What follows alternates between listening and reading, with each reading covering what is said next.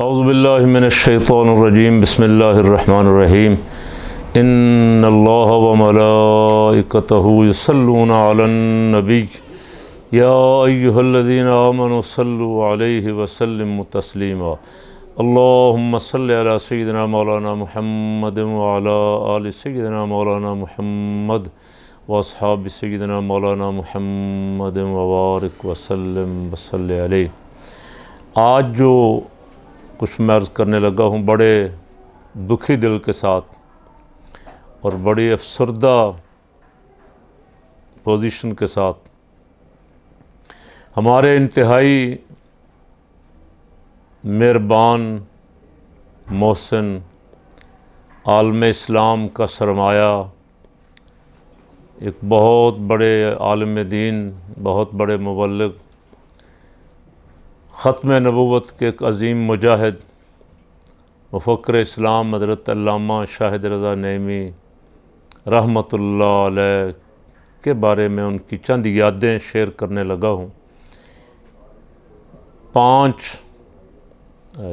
4 ستمبر یا 5 ستمبر کو ان کا 5 ستمبر کو ان کا وصال لندن میں دوپہر کے وقت 2-3 سال علیل رہنے کے بعد ہوا، اور 7 ستمبر کو لیسٹر میں ان کی نماز جنازہ ادا کی گئی۔ مفکر اسلام حضرت علامہ قمر الزمان اعظمی دامت برکاتہم العالیہ ورلڈ اسلامک مشن کے مرکزی سیکرٹری جنرل نے ان کی نماز جنازہ کی امامت فرمائی۔ ہزاروں کی تعداد میں علماء، عوام، مشائخ نے اور ان کے عقیدت مندوں نے نماز جنازہ میں شرکت کی۔ شدید بارش تھی، بارش کے باوجود لوگ الحمدللہ جنازگاہ میں موجود رہے اور ان کی تدفین سے فارغ ہو کے دعا کر کے قبر پہ ان کو خراج عقیدت پیش کر کے واپس گئے۔ علامہ شاہد رضا نعیمی رحمۃ اللہ علیہ 1978 میں برطانیہ تشریف لائے، اور برطانیہ میں انہوں نے بڑی بھرپور مجاہدانہ زندگی بسر کی۔ تقریباً 25 سال میرا ان کا بھی بڑا ساتھ رہا۔ میں نے جب لیسٹر میں تراویح شروع کی 1990 سے لے کے 2015 تک مسلسل مولانا کے ساتھ رمضان المبارک میں نماز تراویح میں، پھر ربیع الاول شریف میں بھی میرا جانا رہتا تھا۔ ربیع الاول شریف کے جلوس میں بھی الحمدللہ ہم لیسٹر والے جلوس میں اکٹھے ہوتے تھے۔ تو مولانا کی بہت ساری یادیں الحمدللہ اس دل میں موجود ہیں۔ مولانا ایک ورکر تھے، کارکن تھے۔ مولانا قائد اہل سنت حضرت امام شاہ ابن نورانی صدیقی رحمۃ اللہ علیہ، مجاہد ملت مولانا عبدالستار خان نیازی رحمۃ اللہ علیہ کے بہت قریبی ساتھی تھے، اور ان کے اسی قرب کی وجہ سے فقیر سے بھی ان کی عقیدت اور محبت تھی کہ ہم ایک ہی قائد کے ورکر تھے، ایک ہی تحریک کے کارکن تھے ہم سب الحمدللہ۔ مولانا شاہد رضا صاحب پورے برطانیہ میں تو تھے ہی تھے، میرا خیال ہے شاید وہ پہلے 1-2 ان مقررین میں سے تھے جن کو انگلش پہ بڑا زبردست عبور حاصل تھا۔ جو ڈیمانڈ تھی برطانیہ کی اس کے مطابق پہلے باقی پرانے علماء جو گئے ہوئے تھے زیادہ وہ سادہ اردو پنجابی والے تھے، اور جو سننے والے تھے وہ بھی چونکہ یہاں کے ہی تھے، لیکن آہستہ آہستہ جو نئی نسل وہاں آئی ان کی ڈیمانڈ انگلش تھی۔ تو مولانا ان پہلے چند ایک خطباء میں سے تھے، شاید وہ پہلے ہی ہوں، اور جو انگلش میں بہت بہترین خطاب فرماتے تھے، اور نوجوان نئی نسل خاص کر کے بہت دل جمی سے ان کا خطاب سنتے تھے۔ ان کی اسی ایک خوبی کی وجہ سے الحمدللہ پورے یورپ میں ان کو مدعو کیا جاتا تھا، برطانیہ میں، کینیڈا میں۔ ورلڈ اسلامک مشن کی بہت ساری تنظیم سازی انہوں نے حضرت علامہ قمر اعظم اعظمی صاحب کے ساتھ مل کے فرمائی۔ اسے قائد اہل سنت رحمۃ اللہ علیہ کی اس تنظیم کو تقریباً 75 ملکوں میں پھیلایا۔ چونکہ ان کو ویزے کا کوئی پرابلم نہیں تھا، برٹش پاسپورٹ تھا ان کے پاس، تو جدھر بھی جانا چاہتے تھے آسانی کے ساتھ۔ انڈیا میں بھی کام کیا انہوں نے، چونکہ ان کا بنیادی طور پہ تعلق انڈیا سے تھا، اور جامعہ نعیمیہ مراد آباد میں ان کے والد گرامی حضرت استاد العلماء مفتی حبیب الرحمن صاحب شیخ الحدیث تھے، تو علامہ صاحب کی ابتدائی تعلیم بھی وہیں ہوئی، اور بعد میں وہ کالج چلے گئے۔ لیکن پھر جب برطانیہ تشریف لائے تو یہاں انہوں نے لیسٹر میں کام شروع کیا،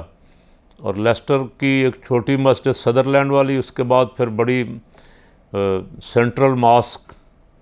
کنڈوٹ سٹریٹ والی مسجد تھی، عظیم الشان مسجد تعمیر کی، جو انشاءاللہ ان کے لیے صبح قیامت تک صدقہ جاریہ رہے گی۔ علامہ شاہد رضا صاحب، میں جب وہاں جانا شروع ہوا تو ہم نے 3-4 سال بعد بیٹھ کے پروگرام بنایا کہ یہاں مسجد، بڑی مسجد کنڈوٹ سٹریٹ والی بن گئی ہے، اب یہاں کوئی بڑا پروگرام کرنا چاہیے ورلڈ اسلامک مشن کو منظم کرنے کے لیے۔ تو میری ڈیوٹی لگائی علامہ صاحب نے، اعظمی صاحب نے، اور انہوں نے مل کے قائد اہل سنت رحمۃ اللہ علیہ کو آمادہ کیا۔ قائد اہل سنت کئی سالوں سے، چونکہ ورلڈ اسلامک مشن کے دفتر بریڈ فورڈ پہ پیر معروف نے قبضہ کر لیا تھا، تو حضرت صاحب پھر وہاں جا نہیں رہے تھے، برطانیہ سے ناراض تھے، بہت مشکل سے انہیں راضی کیا،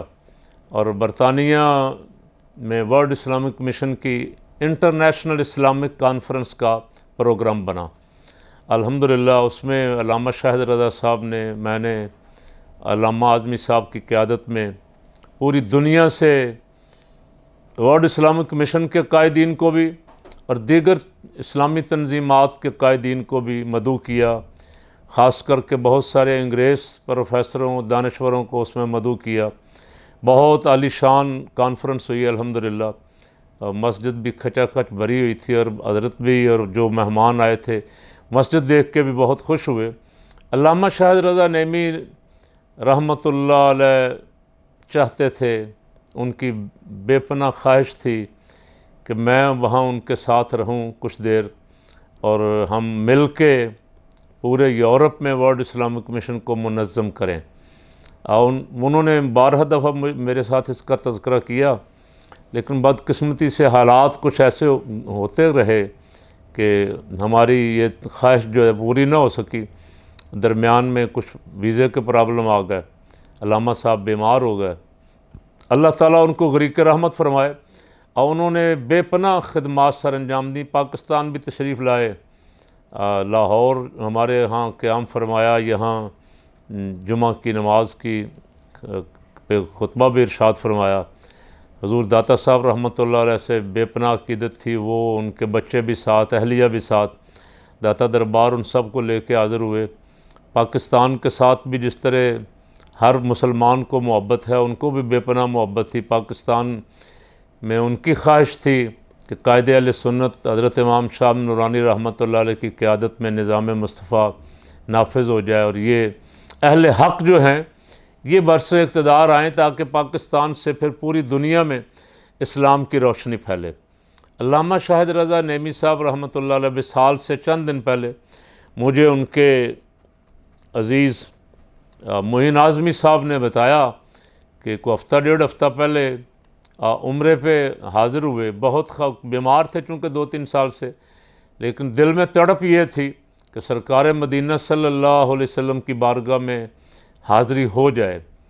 تو ویل چیئر پہ ان کو عمرہ کروایا گیا، لیکن بہت خوش ہوئے۔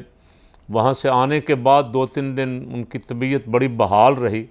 لیکن ان کا وقت پورا ہو چکا تھا۔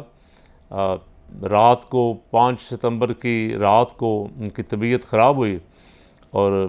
دوپہر کو تقریباً 12 بجے کے قریب ان کا انتقال ہو گیا۔ اللہ تعالیٰ ان کی خدمات کو قبول فرمائے۔ یہ میرے پاس ایک بہت لمبی لسٹ ہے، اس وقت میں یہ ساری تو آپ کے سامنے سنانے کے لیے ٹائم نہیں ہے، لیکن انہوں نے وہاں برطانیہ میں بہت بڑے بڑے کام کیے۔ مسلم فوڈ بورڈ بنایا ہے، کچھ نوجوان اس میں لگائے کہ یہاں جو کچھ ہم کھا رہے ہیں، استعمال کر رہے ہیں، اس میں حرام کی کتنی آمیزش ہے، کس کس چیز میں، اور وہ باقاعدہ ایک کتابچہ شائع کر کے پورے برطانیہ میں پھیلا دیتے تھے۔ تو ہمارے نوجوان جو ہیں وہ الحمدللہ حرام والی اشیاء جو ہیں ان کے استعمال کرنے سے بچ جاتے تھے۔ ورلڈ اسلامک مشن کے تو برطانیہ کے صدر تھے ہی، سیکرٹری تھے، ان کے ساتھ حضرت مفتی یونس کشمیری رحمۃ اللہ علیہ، اللہ ان کو بھی غریق رحمت فرمائے، وہ صدر تھے اس کے۔ اب برٹش مسلم فورم بھی علامہ صاحب نے قائم فرمایا، ماسک اینڈ امام نیشنل ایڈوائزری بورڈ تشکیل فرمایا، اور سب سے بڑی بات یہ کہ 1984 میں جب لیبیا حکومت کے تعاون سے ایک مسلم کالج بنایا گیا لندن میں، تو اس کا انچارج علامہ شاہد رضا نعیمی صاحب کو ہی بنایا گیا۔ علامہ صاحب پھر لیسٹر کی بجائے لندن آ گئے، اور لندن سے وہ پھر ہر جمعہ پڑھانے کے لیے لیسٹر جاتے تھے، اور اتوار کو درس قرآن باقاعدگی سے وہ دیتے تھے، اتوار کے درس قرآن کے لیے تشریف لاتے تھے۔ رمضان مبارک میں یکم رمضان کو وہ میرے ساتھ ہوتے تھے تراویح میں، پھر 25 کو ختم قرآن سدرلینڈ کی مسجد میں ہوتے تھے، پھر 27ویں کو مرکزی مسجد میں۔ تو ان کا آنا جانا 2-2.5 گھنٹے کا سفر، اور سفر کی مشکلات برداشت کرنے کے بعد بے پناہ لیسٹر کے ساتھ ان کا تعلق رہا۔ بہت ساری تنظیمیں انہوں نے بنائیں الحمدللہ، اور ہر تنظیم میں وہ روح رواں رہے۔ ورلڈ اسلامک مشن کے تمام کارکن سوگوار ہیں، غم میں ڈوبے ہوئے ہیں۔ قائدین حضرت علامہ اعظمی صاحب رحمۃ اللہ علیہ، ان کے تمام ساتھی مولانا شفیق الرحمان صاحب، مولانا انصر نورانی صاحب، اور برطانیہ یو ایس اے میں جتنے بھی علماء ہیں، وہ جہاں جہاں وہ تشریف لے جاتے تھے وہ سب بھی افسردہ ہیں، اور خصوصاً اسلامک سینٹر لیسٹر کی مینجمنٹ، ملک سلیم صاحب تو ان سے پہلے اللہ کو پیارے ہو گئے، علامہ صاحب سے پہلے ملک صاحب کا اور علامہ صاحب کا بڑا پیار محبت تھا۔ آج کل جناب عبدالوحید باجوہ صاحب، شیخ محمد سرور صاحب، ملک غلام مصطفیٰ صاحب، ملک عبدالحفیظ صاحب، عبدالحفیظ نورانی صاحب، تصور حسین صاحب، مروت حسین نورانی صاحب، یہ سارے ان کے رفقا جو ہیں، وہ ابھی تو ان کے ختم شریف میں آنے کی تعزیت میں مصروف ہیں سارے، لیکن میری ان سب سے تقریباً بات ہوئی، وہ بہت محسوس کریں گے، اور مدتوں علامہ صاحب کی کمی پوری نہیں ہوگی۔ وہ یہ خلا جو ہے لیسٹر میں خاص کر کے، جہاں کئی سالوں سے مولانا تشریف فرما تھے، لیسٹر کے عوام مسلمانان لیسٹر تقریباً تمام